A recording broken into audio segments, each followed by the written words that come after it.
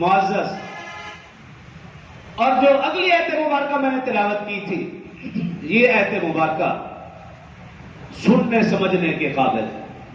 اس سے پہلے آپ اس کا حوالہ یاد رکھ لیں۔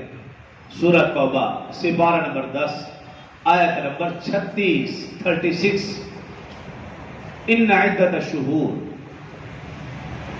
اللہ رب العزت نے ارشاد فرمایا عدت الشہور، بے شک مہینوں کی تعداد، عند اللہ، اللہ کے ہاں، 12 شہرن، 12 مہینے، اللہ کے ہاں 12 مہینے۔ کب سے؟ کہاں؟ فی کتاب اللہ، اللہ کی کتاب میں، قرآن پاک میں۔ کب سے مہینوں کی تعداد 12؟ یوم خلق السماوات والارض، جب سے اللہ نے زمین و آسمان کو پیدا کیا، بنایا، تب سے اللہ نے 12 مہینے بھی بنائے۔ ہاں، منہا اربعۃ حرم، ان 12 مہینوں میں سے 4 مہینے قابل احترام ہیں۔ منہا، ان 12 مہینوں میں سے، اربعۃ، 4 حرم، قابل احترام۔ حدیث مبارکہ میں، ایک حدیث مبارکہ میں 4 مہینے یہ رجب، ذیقعدہ، ذی الحج اور محرم، اور ایک حدیث مبارکہ میں رجب کی جگہ شعبان ہے، شعبان، ذیقعدہ، ذی الحج اور محرم۔ رجب یا شعبان یہ تو رسول اللہ صلی اللہ علیہ وسلم کو جو اللہ نے معراج نصیب فرمائی، اس حوالے سے قابل احترام۔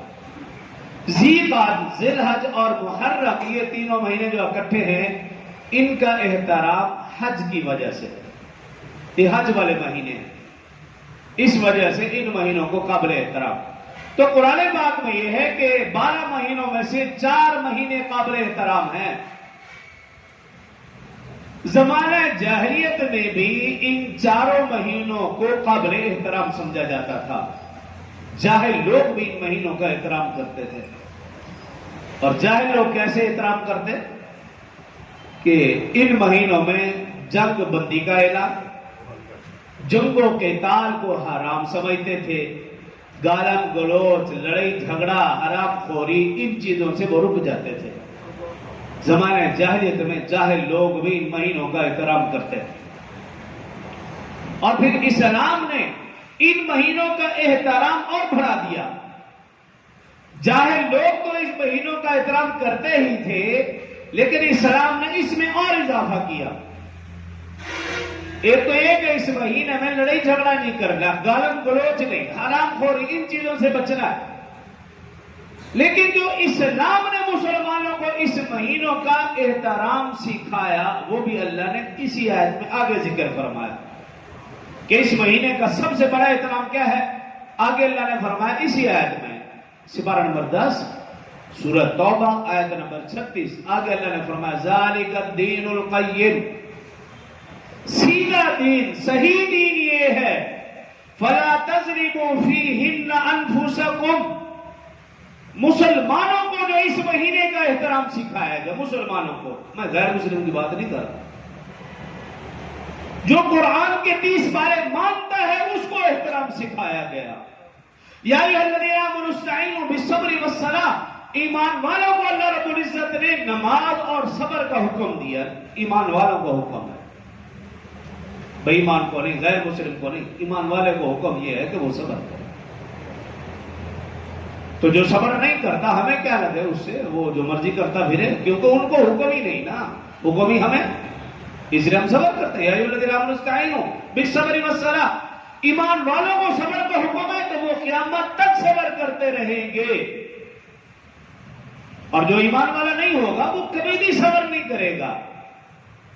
تو اس مہینے کے حوالے سے جو اللہ رب العزت احترام سکھا رہے ہیں، سپارہ نمبر 10 سورہ توبہ آیت نمبر 36 میں، کہ اس مہینے کا سب سے بڑا احترام یہ ہے فلا تظلموا فیہن انفسکم، تم اپنی جانوں پر ظلم مت کرو۔ یہ اللہ کہہ رہے ہیں، کوئی میں اپنی طرف سے نہیں کہہ رہا، کوئی میرے اوپر فتویٰ نہ لگ جائے، کوئی پرچہ نہ ہو جائے، ایسا نہیں۔ وَلَا تَظْلِمُوا فِيهِنَّ أَنفُسَكُمْ، آیت پڑھ رہا ہوں، حوالہ دے رہا ہوں، سپارہ بتا رہا ہوں، سورت بتا رہا ہوں، آیت بتا رہا ہوں۔ فلا تظلموا فيه، اس مہینے کا سب سے بڑا احترام یہ ہے کہ تم اپنی جانوں پر ظلم نہ کرنا۔ اللہ کو تو معلوم تھا نا آنے والی قوم کیا کرے گی۔ اس مہینے کے نام پر، اس دن کے نام پر، عظیم ہستیوں کے نام پر آنے والے لوگ کیا کریں گے اللہ کو معلوم تھا، اس لیے اللہ نے فرمایا ایمان والوں کو تو یہ حکم ہے کہ وہ صبر کریں اور اس مہینے میں اپنی جانوں پر ظلم نہ کریں۔ فلا تظلموا فیہ انفسکم، ایک تو یہ سکھایا گیا، اور دوسرا حدیث مبارکہ میں، یہ تو قرآنی آیات تھی، حدیث مبارکہ میں اس مہینے کو کہا گیا شہر اللہ، یہ اللہ کا مہینہ ہے، جیسے کعبہ کو کہا گیا کعبۃ اللہ، اور حضرت صالح علیہ السلام کی اونٹنی کو کہا گیا ناقۃ اللہ، اللہ کی اونٹنی۔ اسی طرح اس مہینے کو حدیث مبارکہ میں رسول اللہ صلی اللہ علیہ وسلم فرماتے ہیں، اللہ نے فرمایا شہر اللہ، یہ اللہ کا مہینہ ہے۔